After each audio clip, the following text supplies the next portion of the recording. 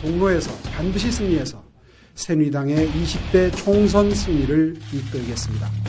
종로는 종로 주민들을 위한 정책과 관심이 필요한 것이지 대권을 위한 정거장이 아니기 때문입니다. 정치인 안대희는 마포에서 시작하려고 합니다. 마포가 뭐가 없습니까? 나는 법상이다.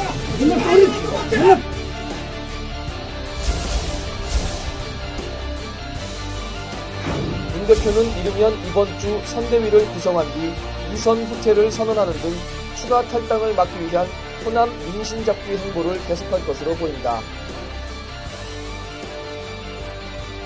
신당 창당을 추진하고 있는 무소속 안철수 의원이 오는 4월 총선에서 양당 중심의 수구 지배 체제를 반드시 종식시킬 것이라고 밝혔습니다.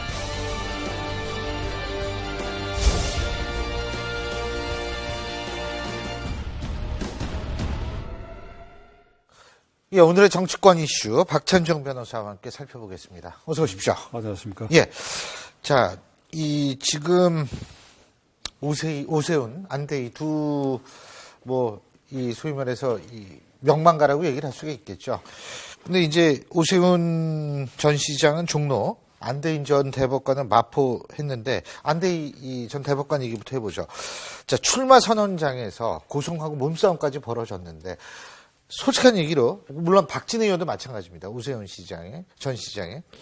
박진애 의원도 그렇고 강성규 전 의원도 그렇고 본인 4년 동안 거기에서 쭉 관리하고 당협위원장으로서 특히 이제 강성규 전 의원 같은 경우 이러면은 큰 소리 나올 수밖에 없는 거 아니에요? 어떻게 보셨어요?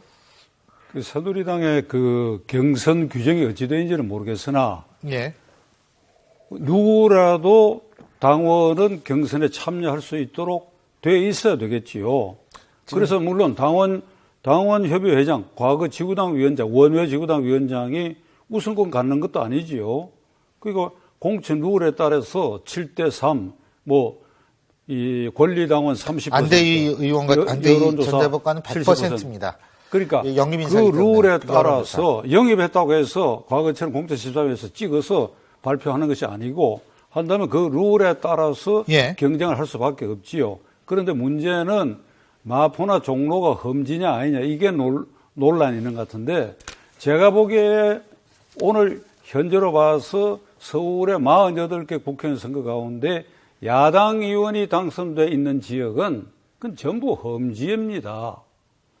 지금 현재 야당 의원이 있는 곳에 여당 후보가 나가서 싸워서 이긴다고 하는 그 자체가 어려운 일이에요. 지금 물론 야당이 분열되어 있는데 더 두고 봐야 되겠지만은 현재 서울 시내에서 박근혜 정권과 새누리당을 말씀하세요. 지지하는 이 비율보다도 그 반대하는 비율이 훨씬 크기 때문에 현재 야당 의원이 당선된 지역이야 다 험지지요.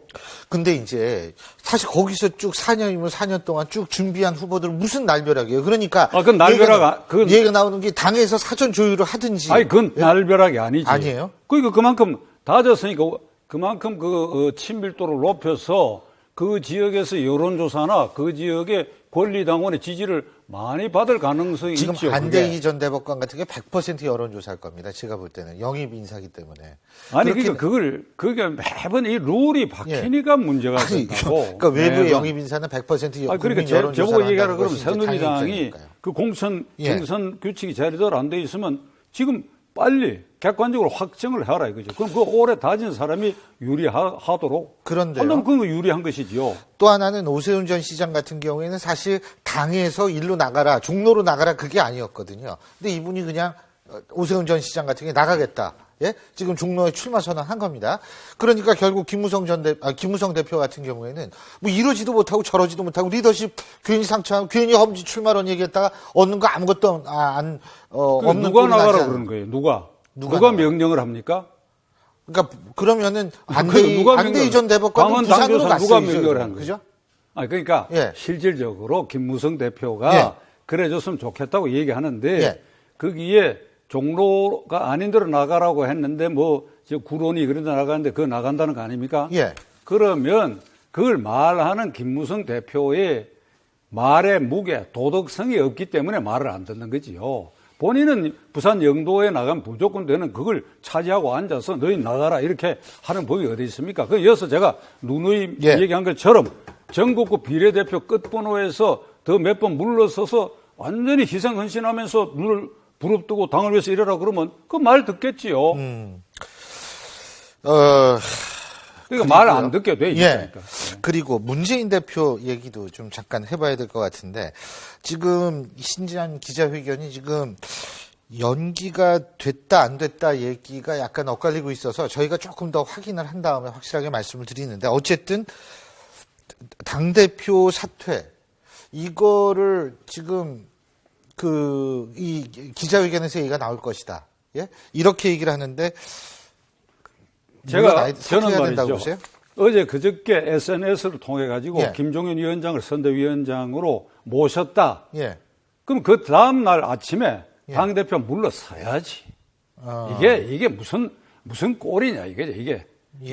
그래야 지금 김종인 위원장을 모셔다가 놓는 바람에 이 방파제가 파도가 쳐서 이제 상당히 유실됐는데 그걸 일단 막아놨잖아요. 그게 김종인 위원장이 맡았다고 한 구체적 긍정적인 것으로 나타난 것이 박영선 의원은 반드시 이탈하려고 한 사람이에요. 그 머뭇거리잖아요. 그다음에 이용섭 의원도 머뭇거리다가 결국 복당하지 않습니까? 이런 마당이니까 결국은 전라도 민심이 이 당의 친노의 수장 역할을 하는 문재인 대표가 있는 그 문 대표가 싫다 이거거든요. 그럼 빨리 그만둬서 그렇게 해서 김종인 위원장에게 힘을 실어줘야지 뭘 자꾸 이러는지 나는 이해를 할 수가 없어요. 이게.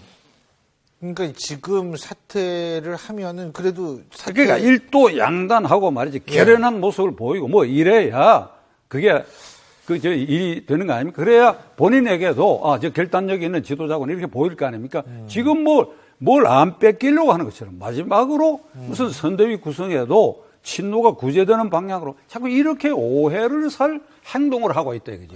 제가 한 가지만 좀 여쭤볼게요. 그렇다면은 김종인 위원장의 영입은 잘한 결정이다. 잘했다고 생각합니다.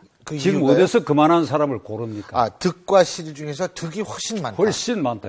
어떤 측면에서 김종인 위원장 개인을 놓고 보면 우리 후배들이 본받지 말아야 할 부분이 많은 이력을 가지고 있어요. 시간관계상 얘기를 안 하고 좀 언짢은 일이니까. 그러나 긍정적인 것은 박근혜 대통령 당선 1등 특등 공신인데 이상돈 전 교수하고 팽당했지 않습니까? 팽당한 사람이니까 무슨 짓을 못해.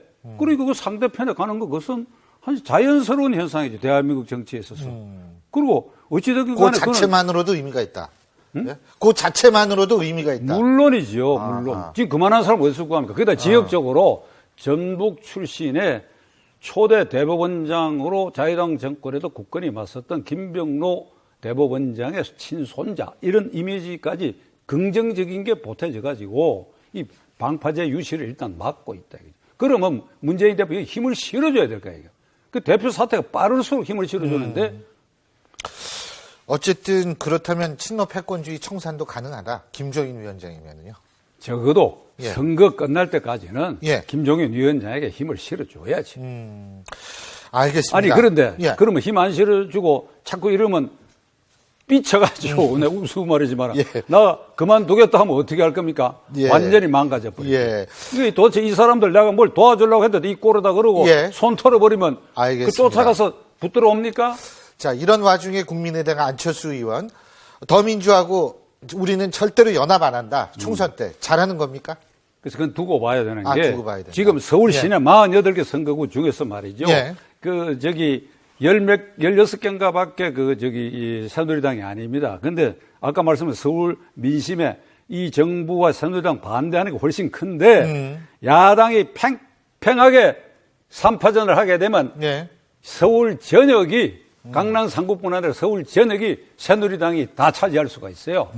그 일이 거지경되면 이 두 정당의 대표 그 높낮이의 책임을 추궁당할 위험이 있다고. 그 마지막 순간에 전략적 단일화를 한다든지 하는 것은 지켜봐야 되겠지. 알겠습니다. 자, 마지막으로 말해요. 이 박근혜 대통령이 경제활성화법과 노동계약법 처리를 위한 1,000만 명 서명운동에 동참하겠다. 의사를 밝혔는데 아주 이례적이죠? 우리 헌정사에 처음 있는 일입니다. 네. 과거 독재 정권 시절이야 대통령이 그럴 필요도 없는 것이고 네. 민주화에 28년 만에 처음 있는 일인데 박 대통령이 얼마나 답답하면 저렇게 하느냐 하는 마음으로 이해를 하고자 합니다만은 그에 앞서서 우리 대통령과 그 참모들이 네. 헌법 81조에 규정되어 있는 대통령 권한 행사 방법에 따라서 먼저 권한 행사해야 된다. 그건 뭐라 어떻게 되는가 하면 대통령은 특정 의안과 현안에 대해서 서한으로 이견을 국회에 제시하고 표시할 수 있고 그다음에 출석하여 발언할 수 있도록 되어 있어. 대통령이나 국회 가서 발언할 때는 본회의 열어줘야 돼. 그러니까 이 권한을 먼저 행사하고 그 이전에 야당도 부르고 여당도 부르고 스킨십. 지금 사실 많은 국민들이 경제활성화법 내용도 잘 모르고 노동관계법 5개 법안 내용도 잘 몰라. 근데 지난주 기자회견에서 5개 법 중에 그것은 느닷없이 기간제법 보류하자 이렇게 됐으니까 그 법 전체가 그럼 야당이 말한 것처럼 면밀히 따져봐야 될 거 아니냐는 여론이 있는 겁니다. 그러니까 대국민 설득에 지금은 부족하고 좀 냉정하게 말하면 실패하고 있는데 천만 명 서명운동에 도장부터 찍어버리는 것은 나는 선우가 잘못됐다. 알겠습니다. 그러니까 지금이라도 국회의 상대로 헌법 81조 권한을 행사하시고 그리고 그래도 안 되면 이제 소통을 강화하고 그 노력을 국민들에게 보여야 되는 게 낫다. 알겠습니다. 오늘 말씀 여기까지 듣죠. 고맙습니다.